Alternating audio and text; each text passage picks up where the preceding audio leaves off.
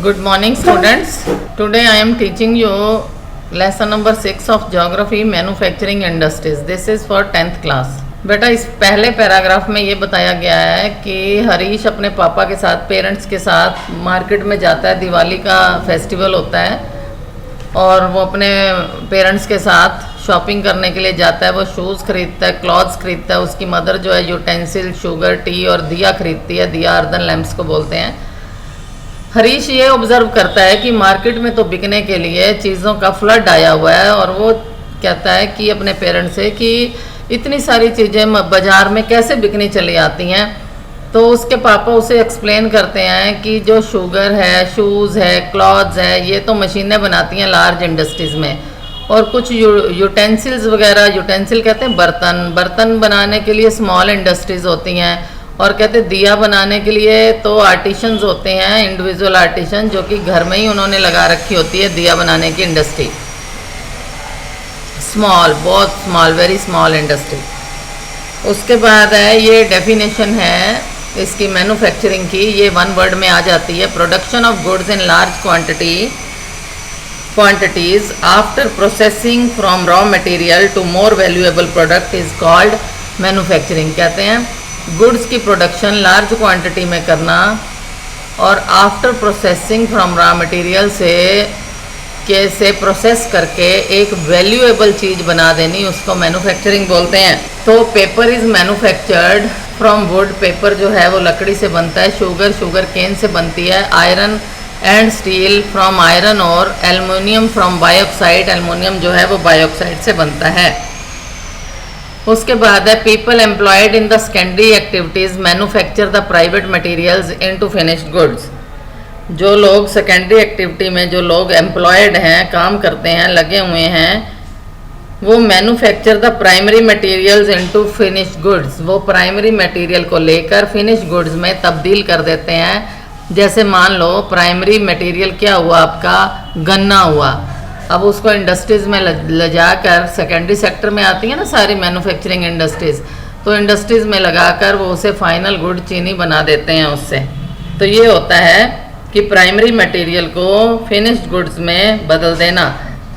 The workers employed in steel factories, car, beverages, textile industries, bakers etcetera fall into this category. इसी category में ये सारे आते हैं। आगे in this chapter we are mainly concerned with the manufacturing industries which fall in the secondary sector. क्योंकि इस lesson का नाम ही मैन्युफैक्चरिंग इंडस्ट्रीज है, तो इस लेसन में हमने मैन्युफैक्चरिंग इंडस्ट्री यानी कि सेकेंडरी सेक्टर के बारे में ही पढ़ना है।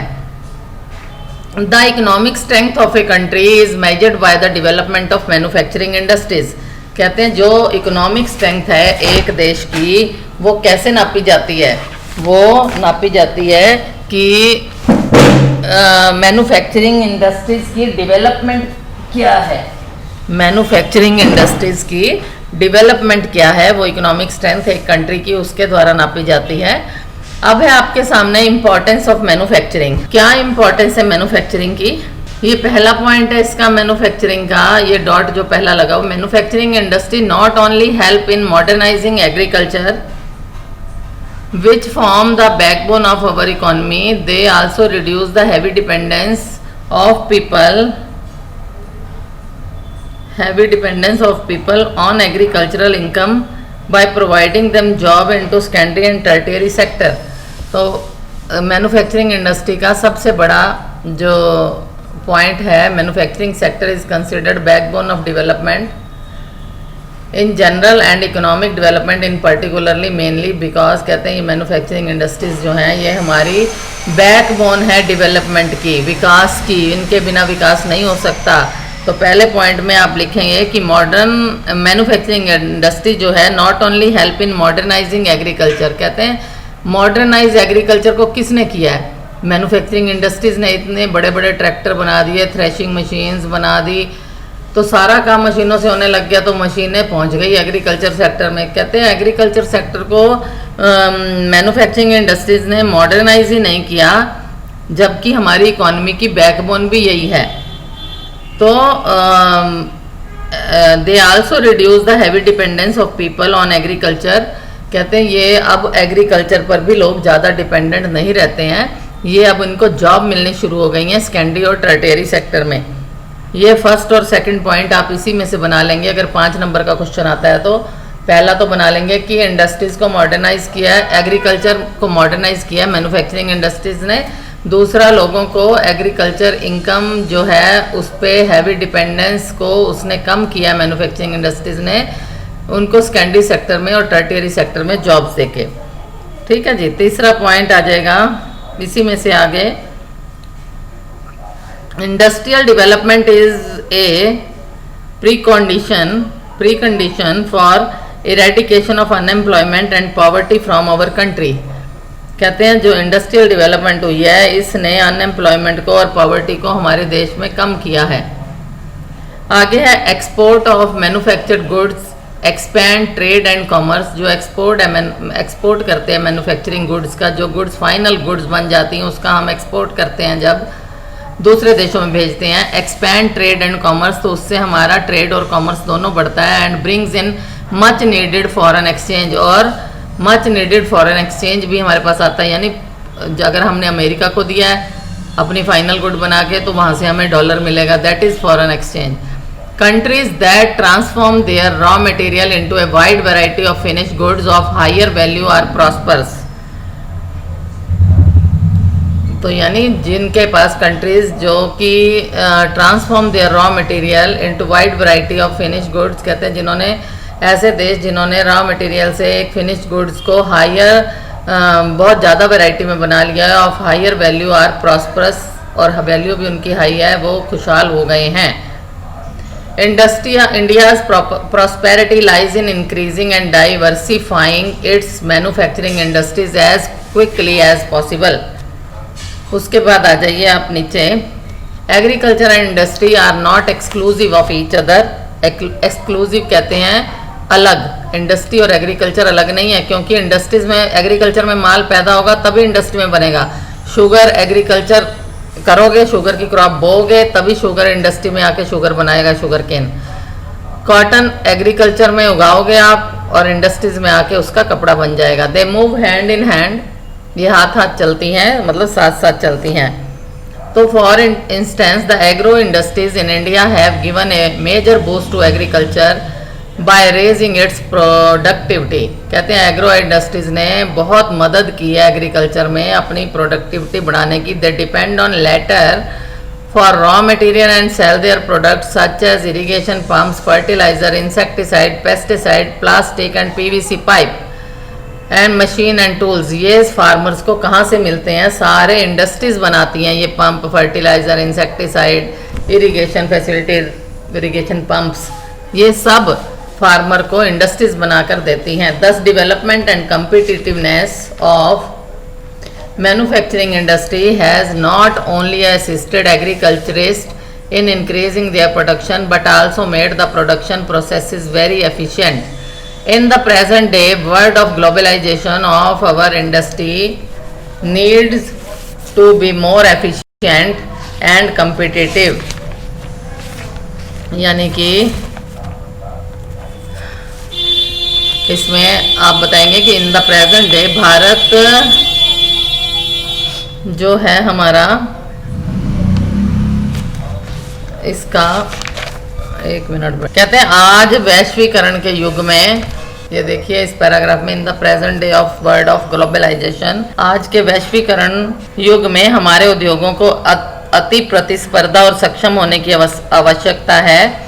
केवल आत्मनिर्भरता ही काफ़ी नहीं है, हमारी वस्तुएं गुणवत्ता में अंतर्राष्ट्रीय स्तर की हों तभी हम अंतर्राष्ट्रीय मार्केट में कंपटीशन कर पाएंगे। ये नहीं कि हमने घटिया सी चीज़ बना दी, वो इंटरनेशनल मार्केट में उसकी कोई वैल्यू नहीं रहेगी। आगे आपका contribution of industry to national economy. क्या कंट्रीब्यूशन है इंडस्ट्रीज़ का हमारी नेशनल इकोनॉमी में? इंडस्ट्रीज़ का योगदान जो है ये 27% है। 27% में से 17% है। कहते हैं GDP out of the total 27% में से 17% इंडस्ट्रीज़ का योगदान है। बाकी 10% माइनिंग है, क्वेरिंग है, इलेक्ट्रिसिटी है, गैस का है, इनका है 10%। 27 में से 17 तो इंडस्ट्रीज़ का है, बाकी सब mining, quarrying, electricity and gas का है। तो इस पैराग्राफ में यही है, the national manufacturing competitiveness council NMCC has been set up with this objective. अगला है आपका इंडस्ट्रियल लोकेशन। इंडस्ट्रियल लोकेशन क्या होनी चाहिए, यानी कि इंडस्ट्री कहाँ लगानी चाहिए। Industrial location are complex in nature, कहते हैं इसका जटिल प्रवृत्ति है, नेचर जो है इसकी मैन्युफैक्चरिंग इंडस्ट्रीज़ की लोकेशन की एक जटिल, संभावतः जटिल है प्रक्रिया। जटिल मीन्स कच्चे, मतलब बहुत मुश्किल है। These are influenced by the availability of raw material, labour, capital, power, market. कहते हैं इंडस्ट्रीज़ वहाँ ही लगती है जहाँ पर रॉ मटेरियल आसानी से मिल जाए, लेबर आसानी से मिल जाए, कैपिटल भी हो, कैपिटल पावर मिल जाए, एंड मार्केट, और मार्केट भी हो, etcetera. It is rarely possible to find out all these factors available at one place. कहते हैं ये सारे फैक्टर एक ही प्लेस पर मिलना बहुत दिक्कत हो जाती है। और फिर where all the factors of industrial location are either available और can be arranged at lower cost. कहते हैं कि या तो ये मिल जाते हैं, इंडस्ट्रियल लोकेशन के फैक्टर्स अवेलेबल होते हैं, या फिर लोअर कॉस्ट पर अरेंज कर लिए जाते हैं। आगे है आपका, ऊपर है शायद, यहाँ पर आप देखिएगा, sometimes industries are located in or near the cities. कई बार जो इंडस्ट्रीज़ हैं वो सिटीज़ के आसपास लोकेटेड होती हैं। Thus industrialisation and urbanisation go hand in hand. Urbanisation कहते हैं शहरीकरण, और ये औद्योगिकरण, इंडस्ट्रियलाइजेशन और अर्बनाइजेशन हाथ साथ साथ चलते हैं। Cities provide market, city market provide करती हैं, and also provide services such as banking, insurance, transport, labour, consultants and financial advice. और कहते हैं ये जैसे कि बैंकिंग, बीमा, श्रमिक तथा वित्तीय सलाह आदि उपलब्ध कराते हैं। इसीलिए नगर उद्योगों को बाजार तथा सेवाएं, मतलब ये हमारी देती हैं, ये वाली सारी सेवाएं हम इनसे लेते हैं। बैंकिंग हो गया, insurance, transport, labour, consultant and financial advice. उसके बाद है एग्रोमिलेशन इकॉनमी। क्या होती है, समूहन बचत होती है बेटा। ये in the pre independence period, कहते हैं आज़ादी का जो पीरियड था आपका, प्री इंडिपेंडेंस पीरियड, स्वतंत्रता से पहले, most manufacturing units were located in places from the point of view of overseas trade such as Mumbai, Calcutta, Chennai. पहले कहाँ लगाते थे मैन्युफैक्चरिंग यूनिट्स अपनी, मुंबई में, कलकत्ता में, चेन्नई में, ताकि समुद्र पास पड़ता है और सारा जो प्री इंडिपेंडेंस के समय माल बनता था वो सारा यहीं से होता हुआ, समुद्री रास्ते से होता हुआ एक्सपोर्ट कर दिया जाता था। Consequently, there emerged certain pockets in industrially developed urban centers surrounded by a huge agricultural rural hinterland।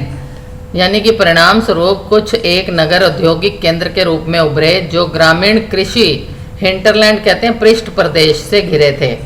उसके बाद ये आपके सामने एक टेबल आ रहा है, इंडस्ट्रीज मार्केट लिंकेज का है ये टेबल।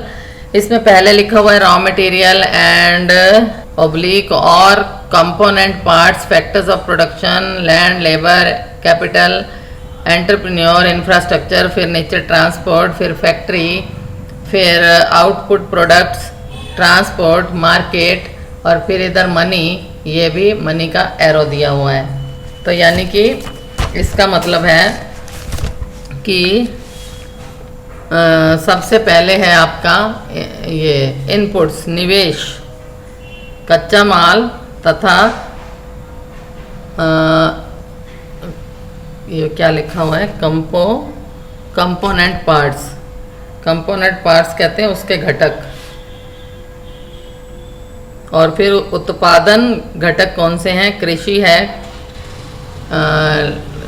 कैपिटल है, कैपिटल यहाँ मनी के लिए आया हुआ है, लैंड है, एंटरप्रेन्योर है, उद्यमी जिसको बोलते हैं, और इंफ्रास्ट्रक्चर संरचना को बोलते हैं। उसके बाद परिवहन, फैक्ट्रीज मीन्स कारखाने।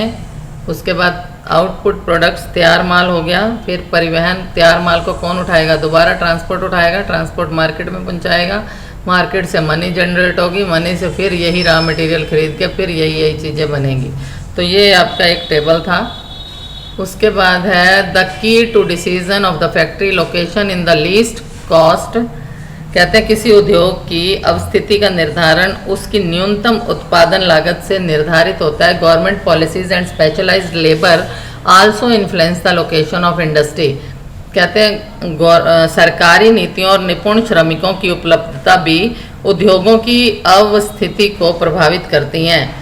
और अब हम आइडियल लोकेशन पढ़ेंगे इसकी। Ideal location of an industry, देखो cost of obtaining raw material at site, यानी कि उस स्थान पर कच्चा माल प्राप्त करने की लागत। फिर cost of distribution of production, उत्पादन के वितरण की लागत। फिर cost of production at site, site पे कितनी प्रोडक्शन की कॉस्ट आई है, यानी इस स्थान पर उत्पादन की लागत कितनी आई है। और फिर decision to locate factory at site, और उस स्थान पर उद्योग की स्थापना का निर्णय फिर लिया जाता है। ये ideal location of the factory है। उसके बाद है आपका क्लासिफिकेशन ऑफ इंडस्ट्रीज। इंडस्ट्रीज की क्लासिफिकेशन, इंडस्ट्रीज की बेटा क्लासिफिकेशन कितने बेसिस पर है, 4 बेसिस पर इंडस्ट्रीज की हम क्लासिफिकेशन करते हैं। देखो, list the various manufacturing product you use daily. Transistor है, इलेक्ट्रिक बल्ब है, वेजिटेबल ऑयल है, cement, glassware, petrol, matches, scooter, automobiles, medicine and so on. क्या किस चीज़ की ज़रूरत नहीं होती, सभी चीज़ों की ज़रूरत होती है। तो क्लासिफिकेशन हम जो इंडस्ट्रीज़ की करते हैं on the basis of source of raw material. पहला है, ये पहला पॉइंट है कि सोर्स क्या है रॉ मटेरियल का। On the basis of raw material हम क्लासिफाइड कर देते हैं इन इंडस्ट्रीज़ को। पहला पॉइंट है एग्रो बेस्ड, यानी कॉटन, वुलन। उसके बाद है, एक मिनट बेटा, कॉटन, वुलन, जूट लिखा हुआ है, ये इसके पीछे छिप गया था, ये जूट, सिल्क, टेक्सटाइल, रबड़, sugar, T, coffee, edible oil. ये तो हो गए एग्रो बेस्ड। मिनरल बेस्ड कौन से हुए, ये है रॉ मटेरियल के बेसिस पर। पहला पॉइंट, इसमें 2 आएंगे। एग्रो बेस्ड इंडस्ट्रीज का बेस क्या है और मिनरल बेस्ड क्या है। Iron and steel, cement, aluminium, machine tools और petrochemicals according to their main role. अब दूसरा पॉइंट है आपका, पहला तो मैंने आपको बताया था कि on the basis of source of raw material classification पढ़ रहे हैं हम इंडस्ट्रीज का। पहला तो रॉ मटेरियल का सोर्स क्या है, उसका बेस क्या है। दूसरा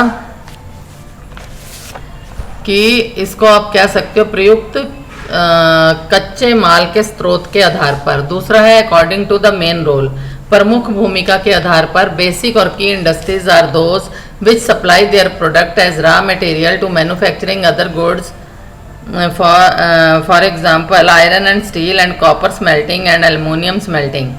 कहते हैं आयरन को पिघलाना, copper, iron and steel, copper को पिघलाना, एल्युमिनियम की भी स्मेल्टिंग करनी। तो ये आधारभूत उद्योग हैं हमारे, ये अकॉर्डिंग टू मेन रोल।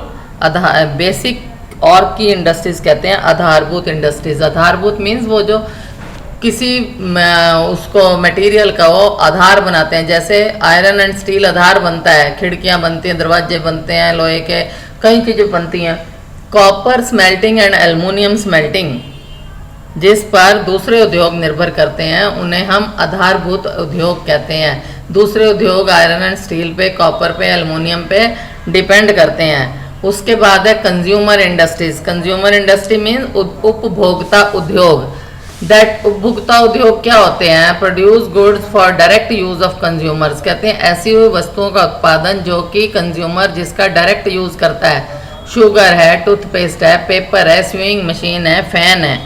तो इनका जो है कंज्यूमर डायरेक्ट यूज करता है, जो उत्पादन उपभोक्ताओं के सीधे उपयोग हेतु करते हैं, उसे हम कंज्यूमर इंडस्ट्रीज कहते हैं। तीसरा पॉइंट है इसका, on the basis of capital investment, यानी पूंजी निवेश के आधार पर भी उद्योग चलते हैं। उसके बाद हम पढ़ेंगे ये हमारा है second point on the basis of capital investment. ये पहला था हमारा on the basis of source of raw material. इसमें ये दोनों पॉइंट एग्रो बेस्ड और मिनरल बेस्ड का, और उसके बाद according to their main role, इनका मेन रोल क्या है ये पढ़ लिया। अब सेकंड पॉइंट यहाँ से आ गया on the basis of capital investment, कि पूंजी निवेश के आधार पर, पूंजी जितनी पूंजी लगाओगे उतना बड़ा उद्योग बनेगा, जितनी कम पूंजी लगाओगे उतना कम बड़ा उद्योग है। तो a small scale industry is defined with reference to the maximum investment allowed on the asset of a unit. This limit has changed over a period of time. At present the maximum investment allowed is ₹1 crore. तो कहते हैं कि एक लघु उद्योग को परिसंपत्ति की एक इकाई पर अधिकतम निवेश मूल्य के परिप्रेक्ष्य में परिभाषित किया जाता है। यह निवेश सीमा समय के साथ परिवर्तित होती रहती है। अधिकतम स्वीकार्य निवेश के आधार पर किया जाता है। यह निवेश मूल्य समय के साथ बदला गया है। वर्तमान में अधिकतम निवेश 1 करोड़ रुपए तक स्वीकार्य है। अगर किसी उद्योग में यह निवेश 1 करोड़ रुपए से अधिक है तो उसको हम बिग इंडस्ट्रीज बोलते हैं। मैक्सिमम इन्वेस्टमेंट बिग इंडस्ट्रीज में होती हैं, तो उसे हम वृहत उद्योग कहा जाएगा। उसके बाद है ऑनरशिप के बेस पर, on the basis of ownership, ये आपका तीसरा पॉइंट है। On the basis of ownership का मतलब है स्वामित्व के आधार पर भी इंडस्ट्रीज को बांटा गया है, क्लासिफाई किया गया है।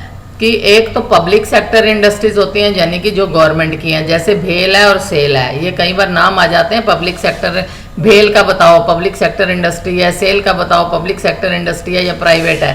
तो भेल और सेल दोनों जो हैं, भारत हैवी इलेक्ट्रिकल लिमिटेड ये है इसकी फुल फॉर्म। तो ये मतलब आ जाती हैं गवर्नमेंट की इंडस्ट्रीज जो भी होंगी वो पब्लिक सेक्टर की हैं।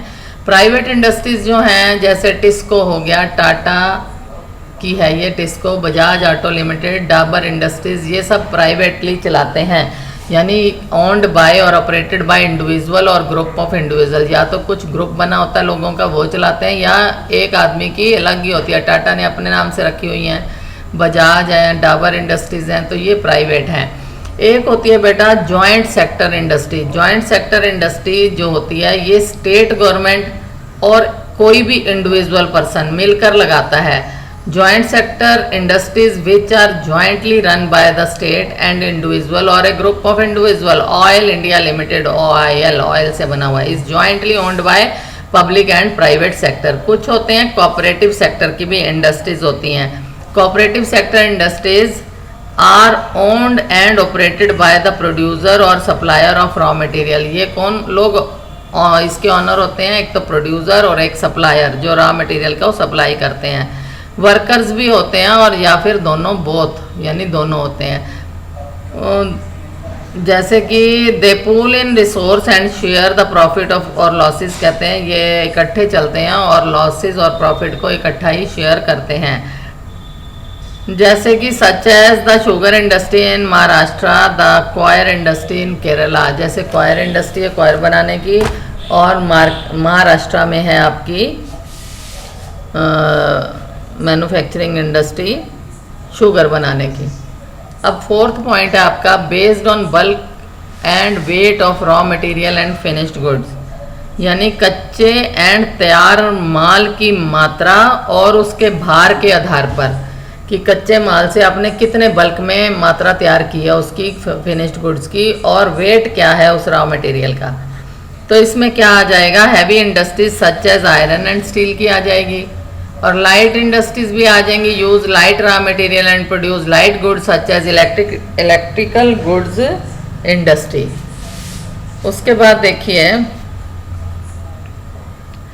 ये classify the following into 2 groups on the basis of bulk and weight के आधार पे आपने ये चुननी है। इनमें से बल्क और वेटी कौन सी है? एक तो ब्रासवेयर की है, ठीक है, एक स्विंग मशीन की है। इसमें मैं सिर्फ बता रही हूँ यहाँ पर आपको हैवी एंड बल्क वाली जो है, bulk and weight of raw material के आधार पर जो ये हैं इंडस्ट्रीज, उनका नाम बता रही हूँ। ब्रासवेयर है, स्विंग मशीन है, शिप बिल्डिंग है, ऑटोमोबाइल्स है।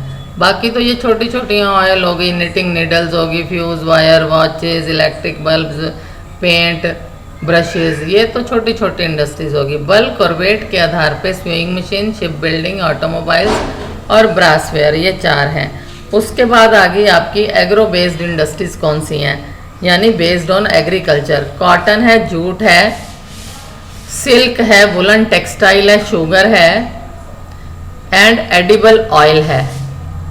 ये इंडस्ट्रीज एग्रो बेस्ड इंडस्ट्री हैं, ये हमारी एग्रीकल्चर के साथ चलती हैं। Industries are based on agriculture raw material.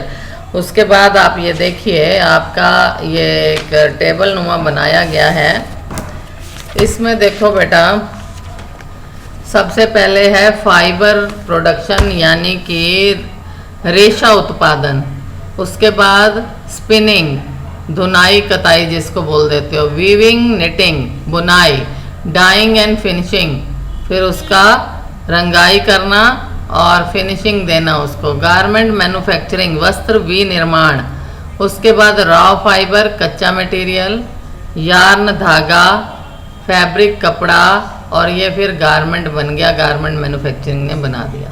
सबसे पहले क्या आया आपके पास? रॉ फाइबर आया।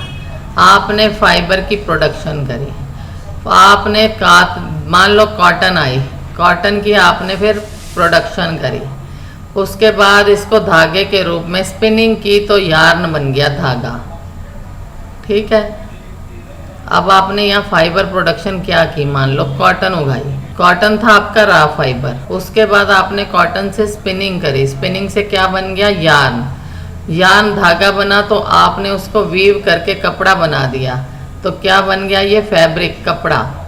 उसके बाद जब वीविंग हो गई, कपड़ा बन गया यहाँ, तो वो डाई होने के लिए चला गया और फिनिशिंग होने के लिए चला गया, और फिर वो गारमेंट बन गया। फिर यही गारमेंट